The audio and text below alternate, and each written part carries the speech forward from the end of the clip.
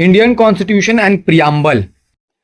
तो Indian constitution and preamble में basically sovereignty, socialist, secular, democracy और रिपब्लिक बेसिकली क्या है उसको हम लोग देखेंगे। ठीक है, तो आते हैं मीनिंग ऑफ सॉवरेनिटी हम लोगों का, जैसे कि मेंशन किया गया प्रियम्बल में, इंडियन कॉन्स्टिट्यूशन में क्या है, डिस्कस करता है इंटरनल एक्सटर्नल एस्पेक्ट है और एक्सप्लेन करता है इंपॉर्टेंस ऑफ इंडिया के बारे में बताता है।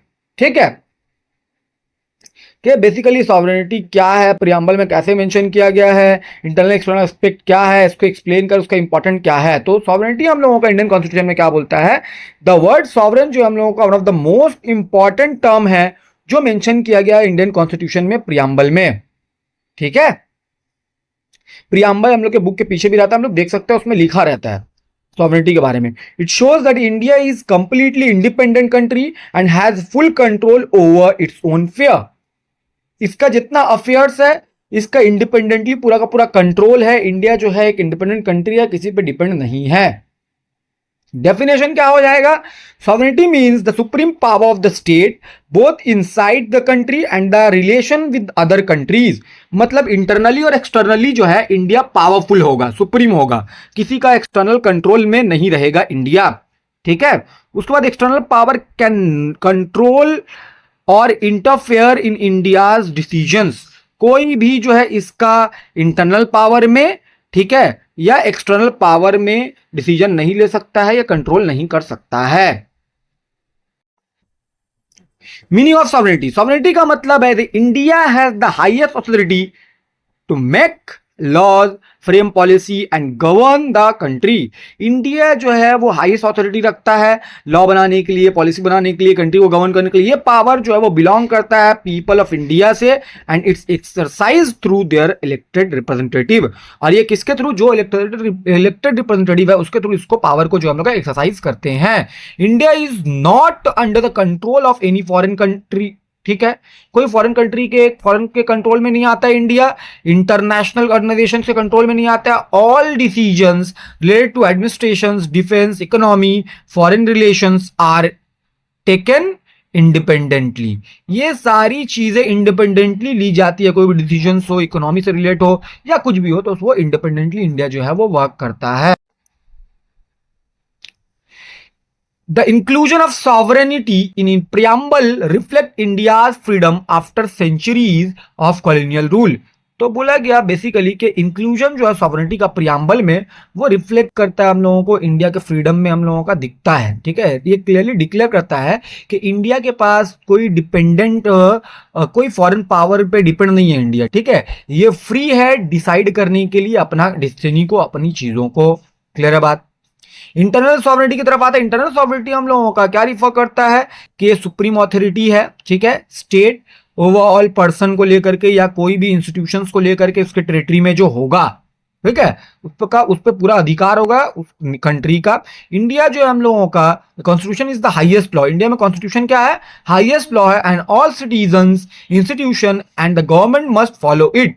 और सब कोई को कॉन्स्टिट्यूशन को फॉलो करना है, चाहे सिटीजन हो, चाहे इंस्टीट्यूशन हो, चाहे गवर्नमेंट खुद हो, अकॉर्डिंग टू लॉ, कॉन्स्टिट्यूशन के अकॉर्डिंग चलेगा। The parliament has the power to make laws for the country. Parliament के पास ये पावर है कि वो कंट्री के लिए लॉ बनाएगा। पार्लियामेंट मतलब Rajya Sabha, Lok Sabha, upper house, lower house बोला गया। And states also have the power as given by the constitution. और स्टेट के पास भी पावर होता है जो उसको कॉन्स्टिट्यूशन से मिलता है। नो इंडिविजुअल, ग्रुप और organisation can challenge the authority of the constitution. कोई भी इंडिविजुअल या कोई ऑर्गेनाइजेशन कॉन्स्टिट्यूशन को चैलेंज नहीं कर सकता है। लॉ और ऑर्डर और एडमिनिस्ट्रेशन, जो जस्टिस जो है हम लोगों का, वो अकॉर्डिंग टू द कॉन्स्टिट्यूशन जो है वो हम लोग का रन करेगा और प्रोटेक्ट करेगा हम लोग का fundamental right the part of internal sovereignty. ये सारा कुछ administration, justice, protection of fundamental right, ये सब इंटरनल सॉवरेनिटी का पार्ट है। ये सब हम लोगों को गवर्नमेंट प्रोवाइड करेगी। क्लियर है बात। Internal sovereignty also ensure unity and integrity of the country. Internal sovereignty हम लोग का एक कंट्री का इंटीग्रिटी को और यूनिटी को भी क्या इंश्योर करता है। सेंट्रल गवर्नमेंट का अथॉरिटी हम लोग का प्रोटेक्ट करेगा नेशनल यूनिटी को, ठीक है, टाइम्स ऑफ इमरजेंसी को, ठीक है, एट द सेम टाइम। ठीक है, ये बेसिकली प्रोटेक्ट कर रहा है नेशनल यूनिटी को, किस टाइम में, इमरजेंसी के टाइम में, और सेम टाइम में सिटीजन को एंजॉय कर रहा है। सिटीजन क्या एंजॉय कर रहा है, फ्रीडम और right, but this freedom exist with in the limits of law. ये सारा फ्रीडम लॉ के अंडर में होगा, विदाउट द लॉ नहीं होगा।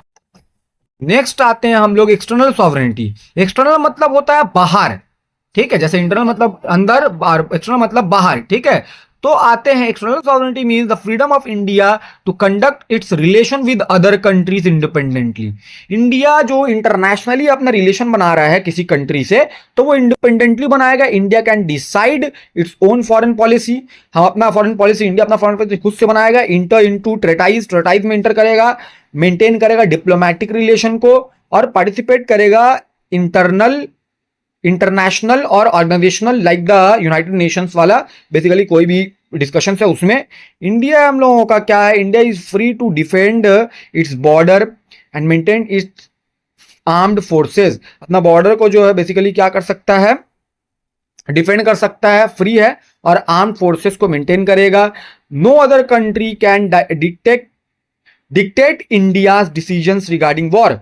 कोई और कंट्री जो है वो वॉर वगैरह के रिगार्डिंग इंडिया को नहीं बताएगा, ठीक है। इंडिया अपना ये सारा चीज जो है खुद से हैंडल करेगा।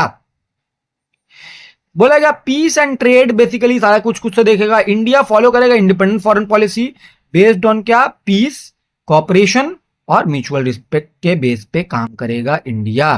क्लियर है बात। एक्सटर्नल सॉवरेनिटी अलाउ करता है इंडिया को, ठीक है, प्रोटेक्ट करेगा अपना नेशनल इंटरेस्ट को, ठीक है, वाइल मेंटेन करेगा फ्रेंडली रिलेशन अदर नेशन से, और ये इनेबल करेगा इंडिया को स्पीक करेगा ग्लोबल इश्यूज पे लेकर के, जैसे कि पीस हो गया, क्लाइमेट चेंज, ह्यूमन राइट्स, ये सारा चीज पे बोल सकते हैं। Clear. Importance of sovereignty in India. तो सॉवरेनिटी का क्या इंपॉर्टेंस है इंडिया में, तो सॉवरेनिटी हम लोग का बहुत ही इंपॉर्टेंट है इंडिया में, क्योंकि ये प्रोटेक्ट करता है हम लोग का कंट्री का फ्रीडम को, डिग्निटी को, और इंडिपेंडेंस प्रोवाइड करता है। ये हम लोग का इंश्योर करता है ऑल डिसीजन जो हम लोगों का वो taken in the interest of the people of India. ये सारा का सारा हम लोग चीज जो भी होगा वो पीपल ऑफ इंडिया के इंटरेस्ट के बेस पे होगा। स्ट्रेंथन डेमोक्रेसी, ये हम लोग अल्टीमेट पावर देगा पीपल को। डेमोक्रेटिक रिलेशन बनेगा हम लोग का। डेमोक्रेटिक इलेक्शन मतलब हम लोग को ये आजादी होगी कि हम लोग जो है वो चुन सकते हैं अपने गवर्नमेंट को। तो ये डेमोक्रेटिक स्ट्रेंथनिंग कर रहा है, हम लोग को मजबूत करेगा, ठीक है। नेशनल यूनिटी क्या है, मेंटेन करेंगे नेशनल इंटीग्रिटी को, और प्रिवेंट करेंगे फॉरेन इंटरफेरेंस को हम लोग का डिप्लोमेटिक मैटर में, कि बेसिकली दूसरा कंट्री जो है वो यहां पे इंटरफेयर नहीं करेगा कोई भी मामला में, ठीक है। Self determine growth. Self determine growth मतलब क्या है, अलाउ करेंगे इंडिया को, फॉलो करेगा अपना ओन पाथ, ठीक है, डेवलपमेंट को लेकर के अकॉर्डिंग द सोशल, इकोनॉमिक और कल्चरल नीड्स के अकॉर्डिंग, ठीक है। सिंबल ऑफ फ्रीडम, सिंबलाइज करेंगे हम लोग का इंडिया का hard earn freedom after a long struggle against colonial rule. तो ये एक सिंबल है ना भाई कि इंडिया बहुत मेहनत किया है तब जा करके इसको फ्रीडम मिला है। समझ में आया बात। नेक्स्ट आते हैं कंक्लूजन की तरफ। सॉवरेनिटी क्या है हम लोगों का, ये फाउंडेशन है इंडिया के कॉन्स्टिट्यूशन का, ये गारंटी देता है हम लोग को इंडिया को फ्री है बोथ इंटरनली और एक्सटर्नली। हम लोगों का इंटरनली सॉवरेनिटी हम लोग का इंश्योर करता है लॉ ऑर्डर यूनिटी को हम लोग का विद इन द कंट्री, और एक्सटर्नली हम लोगों का सॉवरेनिटी अलाउ करता है इंडिया को एक्ट करेगा इंडिपेंडेंटली हम लोग का वर्ल्ड अफेयर।